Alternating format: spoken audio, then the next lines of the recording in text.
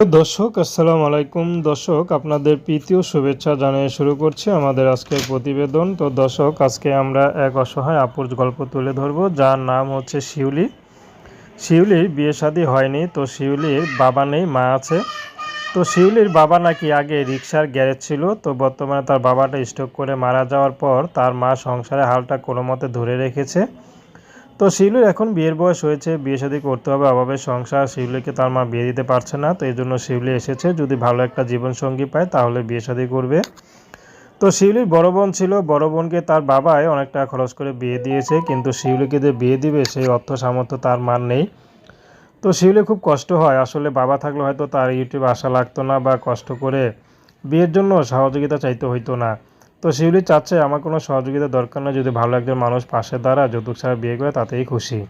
প্রেম, ভালোবাসা, সাহায্য সহযোগিতা, বিয়ে শাদী করে আপনাদের ব্যক্তিগত ব্যাপার। আসুন আমরা ৫ ওয়াক্ত নামাজ পড়ি, দেশের সেবা করি। আসসালামু আলাইকুম।